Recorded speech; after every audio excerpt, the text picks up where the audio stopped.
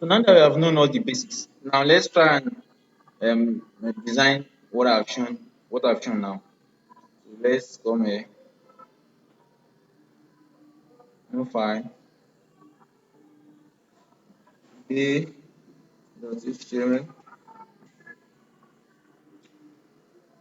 can have file actually. Let me another file today.css.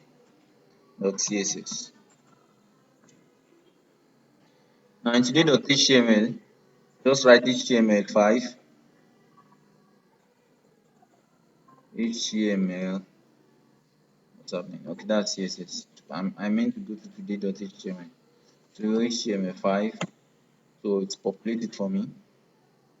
Let me say this is the title should be top.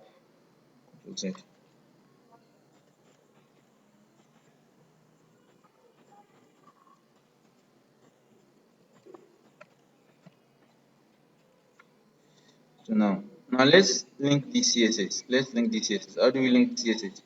We use the link element. Mhm.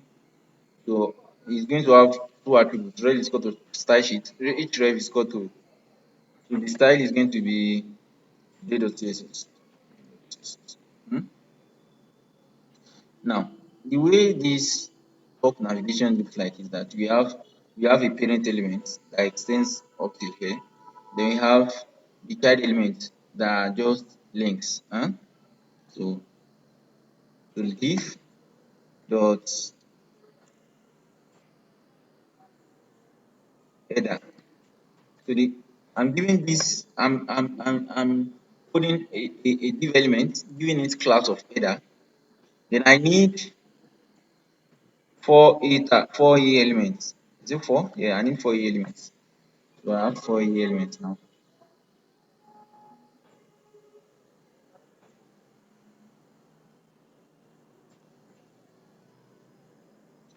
Let's say this is home.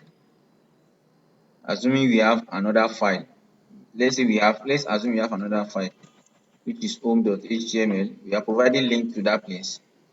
Let's say we have another file, another HTML file inside this folder, and let's say that file is about.html. I've provided link to that file. Let's say we have another one, product.html. Let's say we have a file there, and I've provided the link to that. And let's say we have contact.html,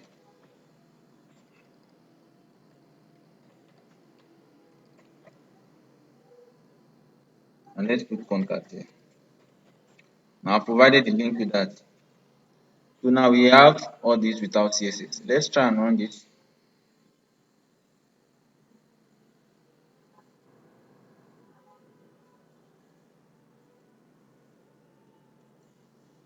Let's go to the file explorer and run it from there and open it from there. So I'm going to go to the file explorer, and from there I'm going to open this file.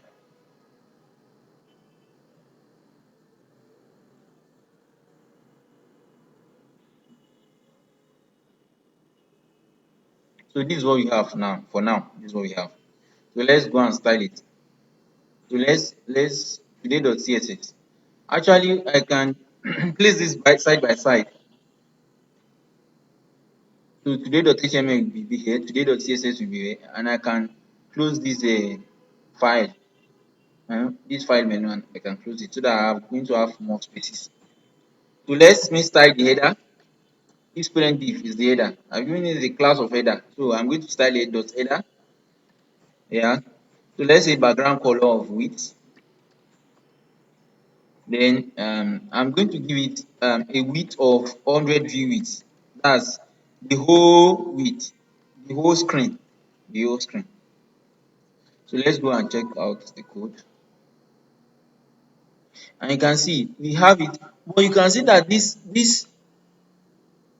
the width of our header is more than the screen size. So we need to scroll in order to view the end of the header.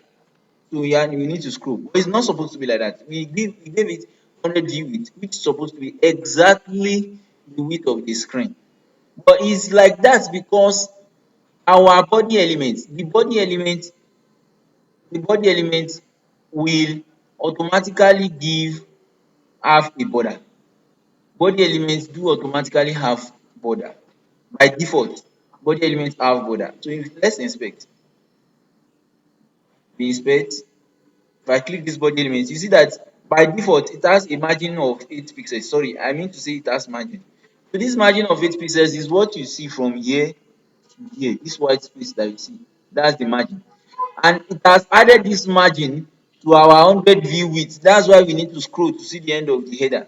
So what are we going to do? We go there, then we remove the margin from the body. So you say body margin 0 pixels. This time around, I'm not putting dot body because I'm not targeting a class. I'm not targeting a class. I'm targeting the element. So I'm going to put the name of the element there. So no dot. So sorry. So let's check it out. Aha. So you see, there is no scrolling. It's exactly 100 view width, and it's contained in our the screen. It's it's the whole screen, the full screen. So what happens next is that I'm going to give our anchor tags margin. The A element, I'm going to give them margin. So let's give the A element margin top of 20 pixels, margin bottom of 20 pixels, margin right of 20 pixels, margin left of 20 pixels.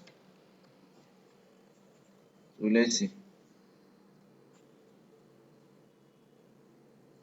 Now, it's like the margin right and margin left works, but the margin top and margin bottom, it's like it didn't work. That's because A element is an inline element.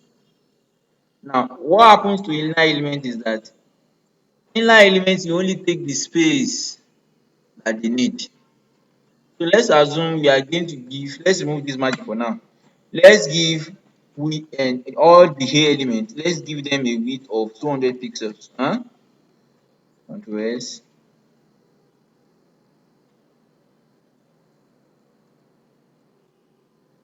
You see that they refuse, even though I've given each of them a width of 200 pixels. So they're supposed to be far apart, but they refuse to accept that width. Why? Because they are inline elements. Inline elements we only take the space it need to to render its content. Any space that will be sufficient to display its content is what it's going to take. Even if you specify 1 million pixels width, it won't take it. It won't have any effect. But if it is a block element, it will take the width you have given it. Let's say display block. A is an inline element by default. You can change it through CSS and say display block. So we've changed it to a block element now. And you can see. So, but now they are arranged above one another, which is not what we want. And that's how block element works. Block elements we take all the whole space. We take all the whole space. Even if its content is small, you see that the home content is small. There's still space to take the about a link, and there's still space to take the product link. But the space there, the about link is not there. The product link is not beside it. The contact link is not beside it. Why? Because they are block elements. Block elements don't allow any other element beside it. So you are going to see now. So that's but so how are we going to solve this issue? We want an inline element, but at the same time we want them to have width, but they won't take width. We want an inline element like this, but we want them to have width, but they won't accept width. So the solution is to change them to inline block. So there is another value which is called inline dash block. Inline block. So when you use that, your elements will be inline, but then they can accept width. So you see that they've accepted the width too. Now, so going back to our stuff, whereby I give them margin, but the margin top and the margin bottom did not work. So what will I include to make it work? I'm going to add display inline block.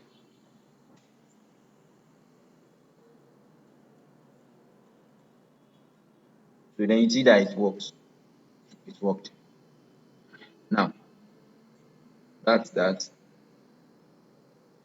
But all of this code, I can actually have a shortcut for all this code, which is margin, without specifying either top, bottom, right, left. I'm not specifying. I'm just writing margin 20 pixels.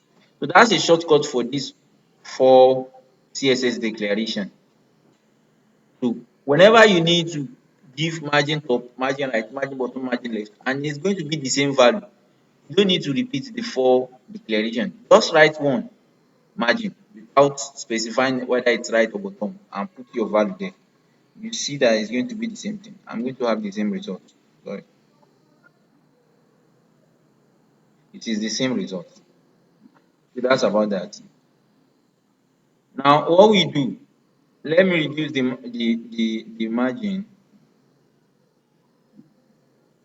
to 15 pixels. Right. Sorry. Ah. So now let's give the header a box shadow. If you've not forgotten box shadow, how the shadow to be to the left, how it should be to down.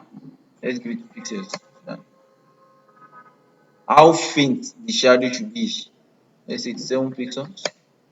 How thick the shadow should be. Let's say it's 1 pixel. And the color of the shadow. Let me give it a gray color. It's 100, 100, 100. That's 100 for red, 100 for green, 100 for blue. I'm mixing color. You can see the box shadow.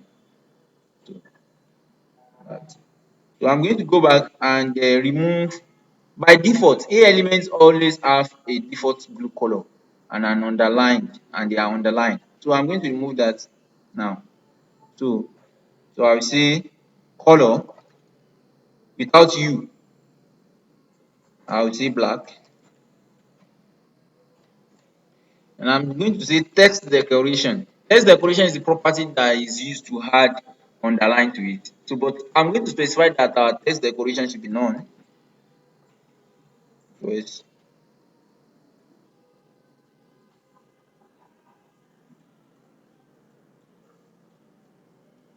and as you can see, it's none. It's none. So let's stop there for now.